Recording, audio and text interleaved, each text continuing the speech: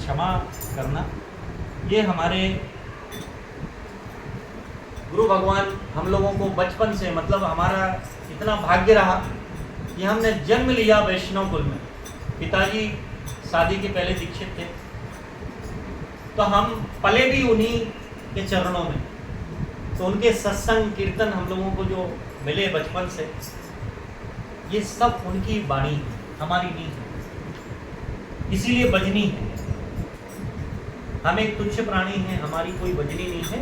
ये उन संतों की वाणी है, और उस वाणी को यदि आपने समझा और अपने जीवन में उतारा तो निश्चित रूप से आपको अहलोक में क्या होगा आई डोंट नो, बट आत्मबल परलोक के लिए आपको निश्चित रूप से मिलेगा कि आपने वाकई में मनुष्य जन्म का जो धर्म है उसे हमने निभाया।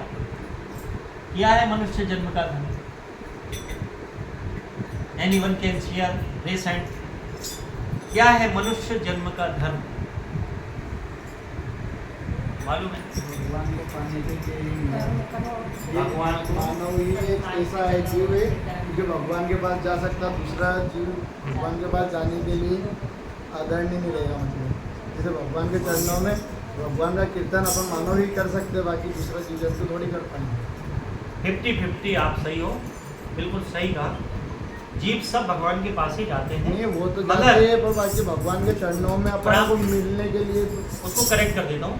भगवान को प्राप्त करने के लिए विवेक सिर्फ मनुष्य को दिया गया, अन्य योनियों में विवेक नहीं होता। भोग योनि है। हमारे गुरु भगवान एक दोहा बोलते थे, हमें एक ही आता है, आखिरी की लाइन क्या? और तो लक्षण सब पशु के ही हैं, बस सिर सिंह नहीं। ऐसे दोहा है परमार्थ का कोई, वो कहते हैं और तो लक्षण सब पशु के ही हैं, बस सिर सिंह नहीं है। मतलब भाई जो जानवर होते हैं उनके भी बच्चे होते हैं, बिना बैंड पार्टी के।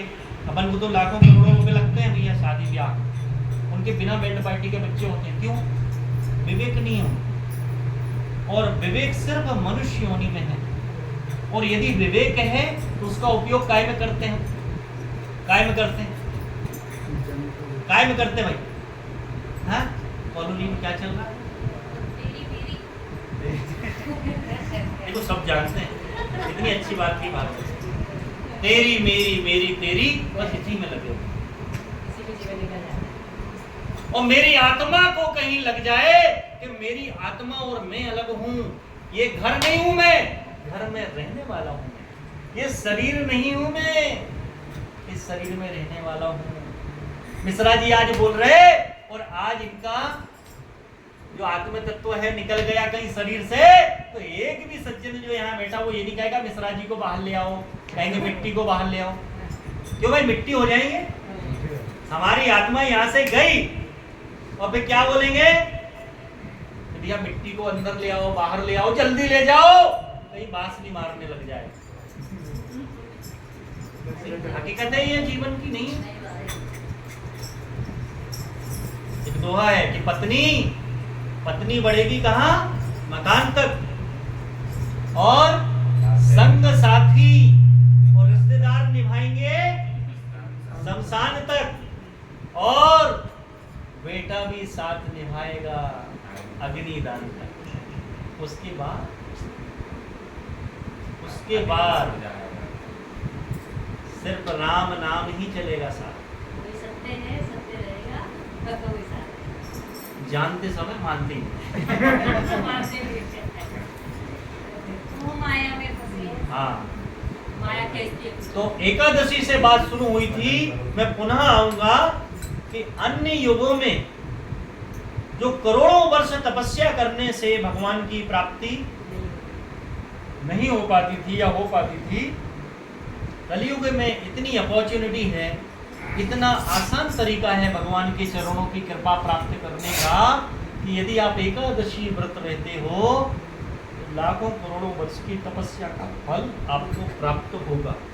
नहीं भैया ऐसा नहीं है, व्रत तो ले लिया, व्रत निस्वार्थ वर्ष करो, किसी किसी का बुरा भला अच्छा, अपने अंदर पाप भरा है और मैं व्रत रहूं तो क्या फायदा? वो व्रत नहीं है। आप निस्वार्थ हो, सबका भला सोचो, बाद में अपना भला सोचो, वही सबसे बड़ा व्रत। बहुत बताइए सही। गलत कहते हो? माता जी ने बहुत सही बात कही, मगर कलयुग में ऐसी अपेक्षा सबसे नहीं, कलयुग में है। नहीं कर सकते। जैसे कलयुग में सत्यनारायण की भगवान की मतलब कलयुग में है, ऐसे ही एकादशी व्रत कलयुग में। लेकिन व्रत भी रहो, ऐसा रहो किसी का पहले माता जी उसका अभी तो भला एकादशी व्रत हम कह रहे कि 24 घंटा फलाहार करके करो, कोई तो रहे लोग, फिर शर्तें लगाएंगे। संत हमारे कहते हैं अभी शर्तें मत लगाओ, करो तो सही, अरे रास्ते में बढ़ो तो सही, फिर नियम अपने आप वही व्रत कर करके आ जाएगा।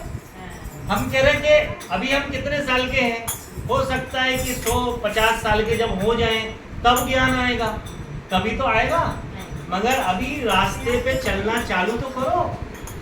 तो माता जी ने बिल्कुल सही कहा कि सत्य व्रत जिसने ले लिया वो सबसे सुंदर व्रत है। कुछ मत करो। बिल्कुल। हाँ। तो एकादशी का व्रत आपको भगवान के चरणों की प्राप्ति का रास्ता दिखाएगा। चरण प्राप्त होंगे नहीं होंगे ये आपकी भावना है। क्यों कि भाव बिना बाजार में वस्तु मिले न मोल, भाव बिना हरि क्यों मिले, भाव सहित हरि बोल। बिना भाव के नहीं होगा। तो भाव जब आएंगे, सत्य धर्म जब अंदर आ जाएगा, व्रत धर्म जब अंदर आ जाएगा, तो कहीं ना कहीं आत्मा कटोचेगी कि भैया काय को पाप कर रहे हो, व्रत भी रहते हो, तिलक चंदन पूजा भी करते हो, काय को पाप कर रहे हो। जैसे एक ड्यूटी वाला, तो क्या कहते हैं, ट्रैफिक ड्यूटी वाला ड्यूटी पे रह के उस साइड में खड़ा नहीं हो सकता, उसकी ड्यूटी या उसको लाइन अटैच कर दिया जाएगा, ड्यूटी निभाना पड़ेगी। तो ऐसे ही हम जो धोती कुर्ता तिलक पूजा जल या व्रत, इससे भक्ति नहीं मिलती। ये क्या है, एक पोशाक है भगवान को पूजा करने की या भगवान को भक्ति के लिए उनके रास्ते पे जाने की। ये पुण्य नहीं हो गया, ये पुण्य पे रास्ते पे जाने की पोशाक है। वो पोशाक भी हम धारण कर लें तो भी कम से कम रास्ता तो दिखने लगेगा कि हाँ अब हमें यहाँ जाना है। क्यों? एक पंडित तिलक लगा के और गलत कार्य सोच के भी नहीं कर सकता। क्यों? उसे ये लगेगा अरे तिलक लगा रखा है, कोई क्या कहेगा। इसलिए हमारे शास्त्रों ने, संतों ने ऐसी पूरी जो विधि है, सरल विधि है, हम मनुष्य जीवों को बताई कि भैया शैव हो तो ऐसा तिलक लगाओ, वैष्णव हो तो ऊर्ध्वपुंड लगाओ, दाढ़े पत्य हो तो ऐसा लगाओ, शाक्त हो तो लाल कलर का लगाओ। सबका अलग अलग विधि है। विधि बताइए, विधान बताए, उस विधि विधान पे आप चलेंगे तो ऑटोमेटिक आपकी मन स्थिति आपकी आत्मा के अनुसार सत्य धर्म के प्रति अड़िग हो जाएगी और धीरे धीरे सही आप उस रास्ते पर पहुंच जाएंगे। एक गाड़ी पीछे आगे लगाओ मिश्रा। चलिए, तो हमारा एक ही निवेदन है, हमारा मतलब संतों की वाणी से जो हमने सुना है और टूटा फूटा जो हम बता पाए वो भी अपराध होते हैं। कुछ हम बता पाए, कुछ नहीं बता पाए, पूरी सत्य भावना से बताया। तो उनकी वाणी समझ के आप लोग उसको जरूर अमल करिए।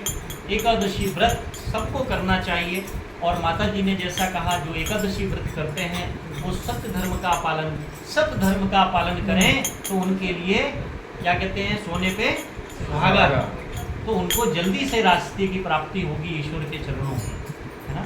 और सभी को कम से कम, मैंने पिछले कीर्तन में भी कहा था, अभी भी कहता हूँ कि प्रतिदिन नित्य प्रति, जैसे हमारा ब्रश करना डिसाइडेड है, टंग क्लीन करना डिसाइडेड है ना, ये सब डिसाइडेड है ना, ऐसे ही हम एक दिन में एक सत्कर्म करेंगे और भगवान का महामंत्र जो अभी गाया हमने कृष्ण वाला, ये महामंत्र करेंगे कम से कम 16 बार दोहराएंगे। जरूरी नहीं 50 लोग बैठे, जरूरी नहीं माइक है, हम अपने मन में भी कर सकते, भगवान के सामने अपने पूजा गृह में भी कर सकते, जहां बैठे। कलयुग में और आसान चीज है कि सूची असूची कैसी भी अवस्था में आप हो, यदि भाव से भगवान नाम आप गाते हो तो उसका फल आपको प्राप्त वैसे ही होगा जैसे अन्य योगों में तप तपस्या करने से होता है।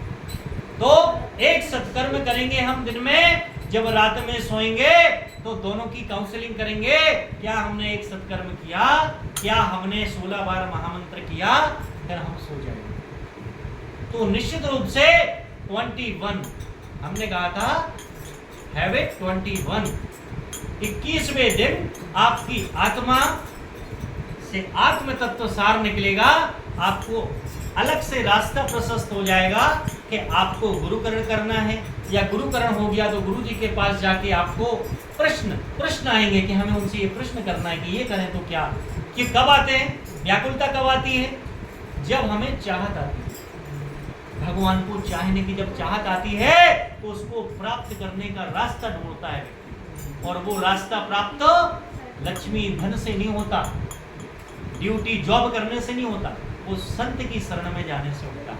तो आप फिर 21वें दिन आपकी आत्मा जिस दिन ये कहने लगे कि अब कोई संत की शरणों में जाएं और उनसे पूछें कि हम सत्कर्म भक्ति या भावना कैसे करें, निश्चित रूप से समझ लेना कि आपने 21 दिन बहुत ही हृदय से भगवान को ध्याया है, सत्कर्म किया है, इसलिए वो फल प्राप्त होगा। यहाँ समापन करेंगे और अब अपन एक कीर्तन करेंगे। कीर्तन के पश्चात घड़ी देख ही रहे हैं अपन, तो समापन करेंगे।